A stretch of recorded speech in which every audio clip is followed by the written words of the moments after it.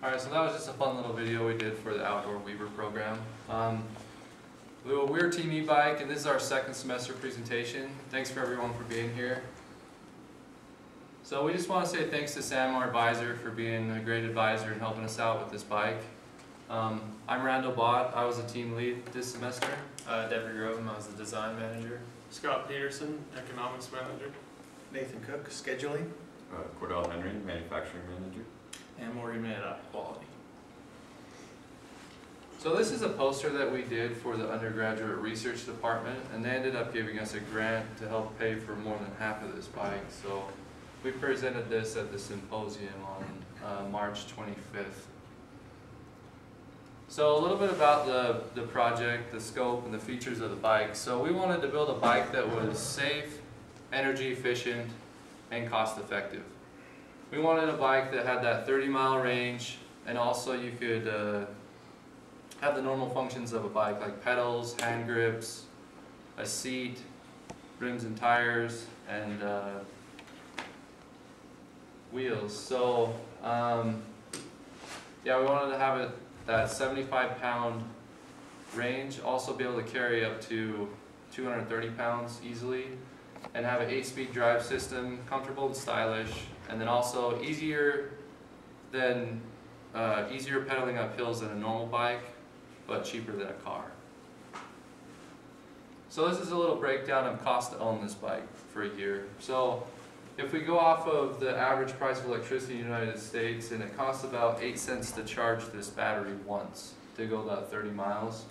And then if you add in, if you buy a new battery every 2 years, and you do the maintenance on the bike, it comes out to be about $326.50 to maintain this bike for a year. And then these are some range calculations that we did. So this is just in the 8th gear, which is the highest gear on this bike. And then so there's also 9 levels of power settings that you can choose from on the motor. It's built into the controller. So to achieve that 30-mile range, you can see anything above this red line, that's hitting that 30-mile range. And so we compared pedaling versus using the thumb throttle that this thing has, so you don't have to pedal. It's kind of like a motorcycle. So you can see that cuts it in half if you use the throttle versus pedaling. But there is a trade-off to this, because on level 9, which is the most here, I can go 35 miles an hour, where pedaling I can only go 25 miles an hour, not using the thumb throttle.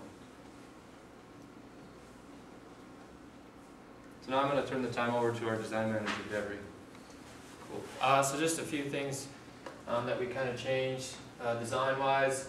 We started off with just fixing the documentation. We put everything on a size B sheet and then scaled all the drawings appropriately. We created custom title blocks to create unity across all of our drawings.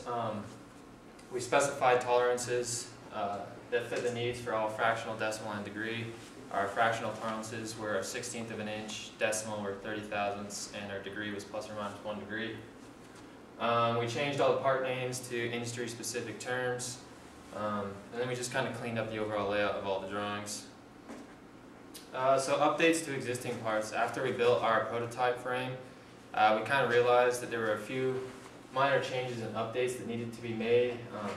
For example, on the right side, or the drive side rear derailleur, we added a little tab at the back of it to prohibit the derailleur from overextending. We changed the seat radius from 1.5 inches to a 3-inch radius, which just allowed for better fit up. Then we increased the bottom bracket supports, which just kind of increased the strength and rigidity of that whole area, and just a few other small things like that. Also, after building the frame, we realized that there were a couple things new things that needed to be implemented as well. For example, On the front dropouts, on the non-drive side one, we had a separate one that had the bottom or the brake mounts and the dropout were all one piece. It didn't really fit up all that well, so we just used the same dropout for both sides, and then we implemented a new part for the brake mount, and that worked a lot better. We also added some spacers in the bottom bracket weldment, and that increased the rigidity of that whole drivetrain area. So now I'll hand it over to Scott. Alright, so I know some of you advisors weren't in here last semester, so just a little recap. Our WSU cost was $125.16. The cost that we had spent on our bike last semester was $1,394, which was 87% of our budget. So we had $204 left to spend. So this is our final budget. So our budget was $1,600. We spent $1,635, and so we went over budget by $35, putting us at 102% of our budget. So we're pretty happy about that we didn't exceed that too far. So here's our receipt logs. Our Office of Undergraduate Research grant paid for $1,000, and Randall, our team lead, paid for the other $635. So some cost reduction, and if we were to do mass production, some things that we would do. We would possibly look at a smaller motor to reduce the cost. Another option is a rear hub motor that goes in the rear tire. They're about 60% cheaper than the motor that we bought. So that would be a good way to save some cost. Buying components in bulk, buying automotive spray paint in quarts, and getting a sprayer. We used automotive spray paint in spray cans, so you pay a little more per ounce, but we didn't need a whole lot of it. So that would save us some money. A big thing that we would like to do is have a permanent fixture so that we could do that a little bit better and just make it a little more efficient, a little quicker for our setup and weld time. And then invest in CNC bending, just getting all the indexing and the angles would be a lot easier machine control. So now I'm going to pass the mic over to Nate. Yeah, thanks. Thank you, Scott. All right, our second semester schedule, it was shortened by about 15 days, and that was due to the poster grant that Randall needed to do for the grant we received for the bike. So that left us with around 48 days to build this bike, and that was from the ground up because we started over this semester. The second semester, that included everything, e-bike modifications, drawings, ECOs, everything that involves this fabrication build. So communication was key for this build to keep everybody in the loop. This was accomplished by tools such as our weekly meeting, group messaging, Google Drive, and our scheduling app, which we use, Wunderlist. So how did we manage all this information? In order to solve the problem, we created a Google Drive to keep our project in order. This allowed us to cut down on multiple copies of drawings, a filing system for equal access. Solution was organized to these folders. We had a first and second semester folder. Those were dropped down into subgroup folders to keep our documents, drawings, and our parts separate. It was very easy to manage. We were also able to see who uploaded something at a time so that we knew who was working on what. The fabrication side, last semester we used the plasma table, and that was quick and easy to use, but we also found out that our holes were out of spec and the corners were burned off. That's just too much heat in that plasma table. The solution to that was we used the water jet. Using the water jet solved all the problems that we had. We had no more burned edges and our holes were in spec. This top part up here is the crown. It's really important that we had a tight fit up for the head tube right there. So everything worked out on these parts this semester. And now I'll turn the time over to Cordell. Thanks. So this semester for process improvements on the manufacturing side, we wanted to change from welding the entire bike with the TIG welding process to actually going to MIG welding. to do that, we had to do some prep work, like pre-work to make sure that it would actually work correctly. Part of that is we had to weld up a PQR to make sure that our process was actually going to work correctly. We had to also calculate the weld strengths, which I'll go into in just a second. The benefits of doing this was it gave our process greater flexibility. It allowed more people to be able to work on the bike if we needed. And then as a total manufacturing, if this went into like large scale production, it will lower the overall cost of each frame, and it will also lower the amount of training that we have to give each welder. So here's our weld strength calculations. For this calculation, you have to first find the circumference of the tubing, and we only did this in this T-fillet, this T-joint design, because any increase or decrease in this angle is going to increase our circumference and just add to the weld strength in that area. We also used this to actually justify the filler rod that we were using to actually weld the part, and based on the overall tensile strength of the filler material and the elongation, the tensile strength is far above that of the actual tubing that we used, and the elongation is also a lot higher than that of the tubing that we used. So we felt that it was the correct rod to be using for this project.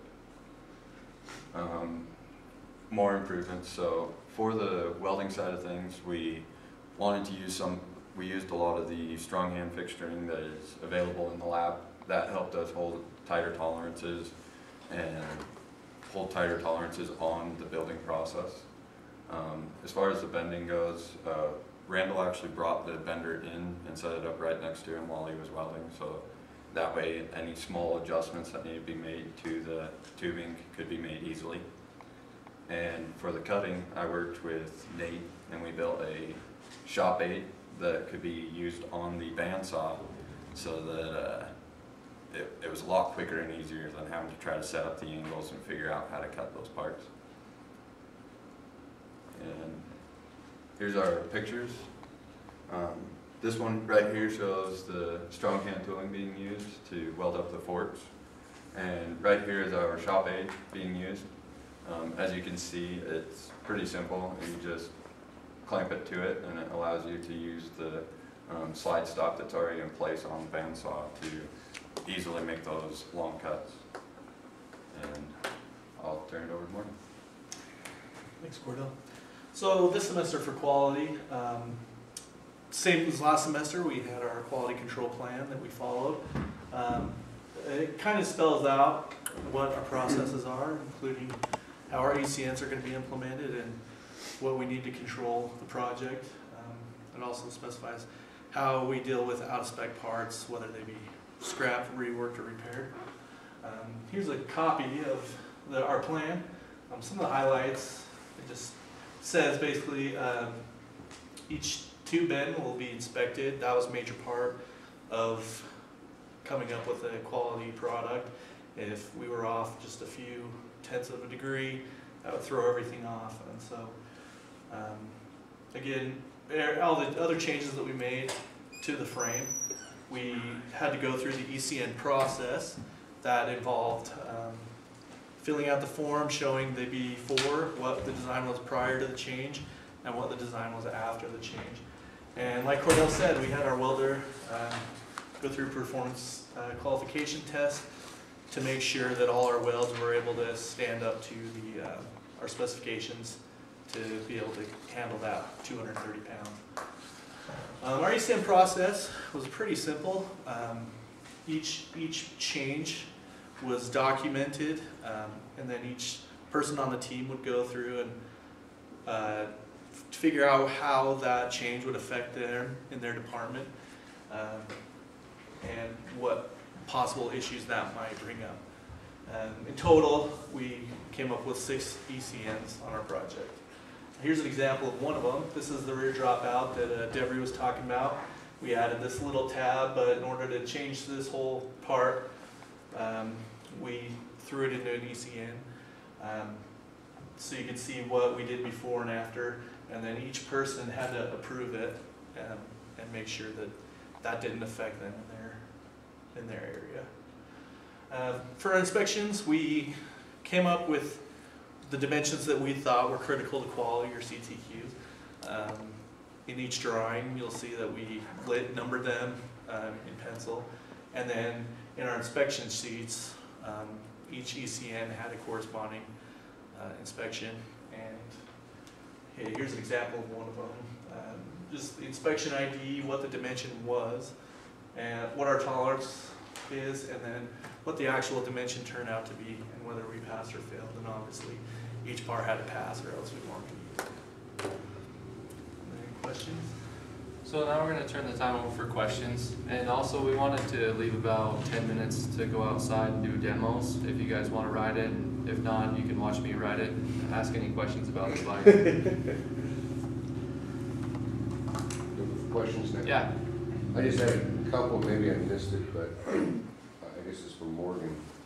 With your quality testing on the welding, what kind of inspection did you do on those welds? Basically just a visual inspection, looking for any kind of porosity, cracks, or undercut.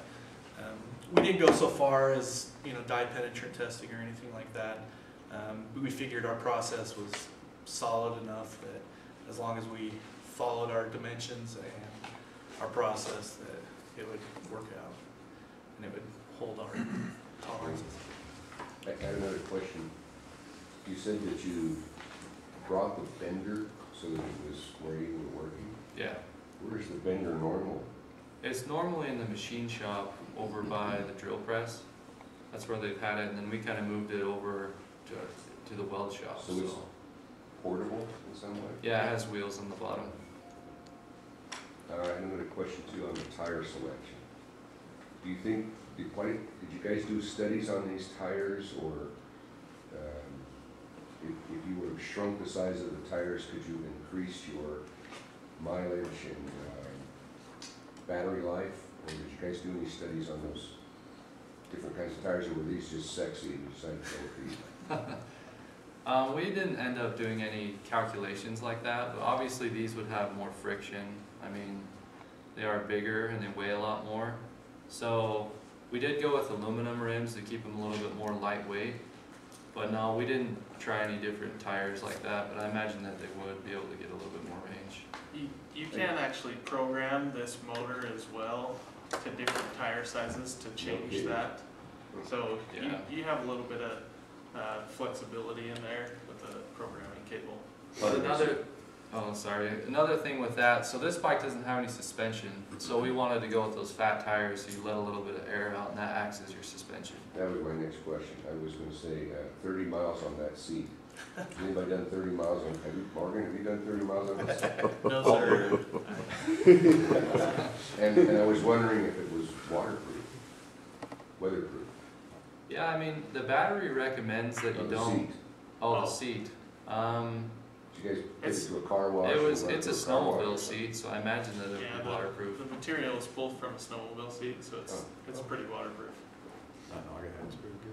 Yeah, we just repurposed a snowmobile seat, so we took Okay. everything from that, put it on there. Thank you. Status of your drawings, the ones that I looked at look like they're still a little bit, a lot of them have been redlined and a lot of writing on it. They're not released drawings, right, yet, or are they? Were you looking at the first semester? Or maybe I was looking at the first one. Yeah, We have both sets. Probably. We have both sets. Both sets Oh, are, both and sets it's in. separated in here. The so second that's- semester drawings do have some red line drawings, so that is from the inspections that I did. I actually wrote in what numbers I inspected on those sheets, so. And so there's someone who has made the drawing and then some different person has checked them Yes. and signed off on them? There could have been some faculty that wrote some red lines on there also as they were looking at it. And I saw some of my red lines. on Yeah, there. okay. I hope they're all good. No, just kidding. Let me take a look at this one. That's a beautiful binder. Ow. Check your back That's lifting what I it? have. Yeah, I did. I got a question. Engineering change orders, tell me about your process and how you went about doing those, changes and how you documented the, what's the word, traceability, were they completed and how did you know they were completed? Who did them, things like that? So can I take this one? For our ECN process or our ECO process, rather than doing a EC or a request and going through and pretty much the formal industry standard, we just did a notice where if a change was decided that needed to be made, we put it into an ECN and then went through the whole group and had them all look at it and make sure that it didn't affect them, or if it did, that they were able to make those changes. And then each one of those ECNs were documented, put in the binder. We only had 6 of them, so it wasn't a lot, but little changes to, it was mostly cut parts. Were all documented in our ECNs.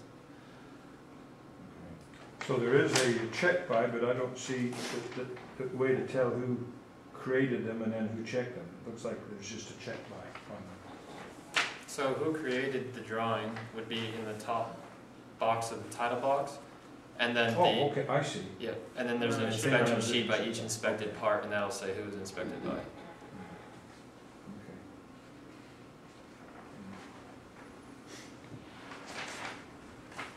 Put the inspection sheets in the center. Oh, yeah.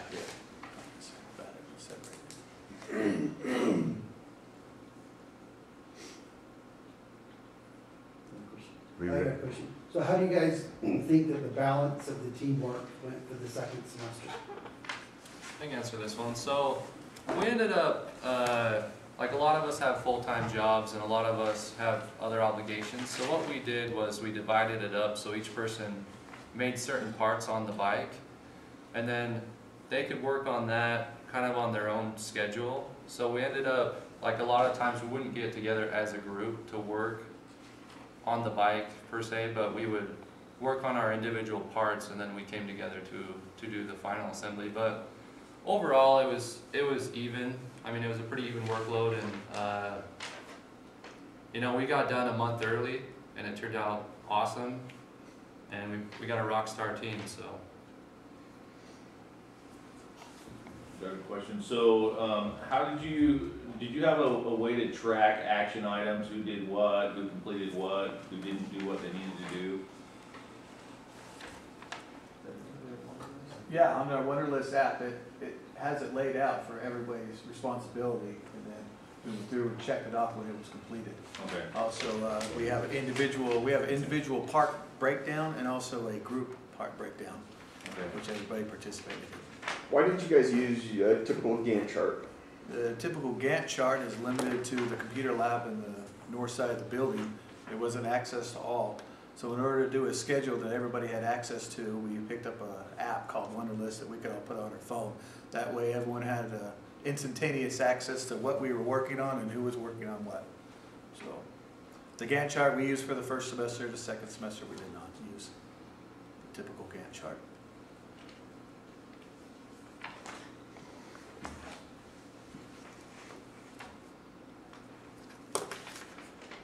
That it? Time for a demo? Demo! Demo!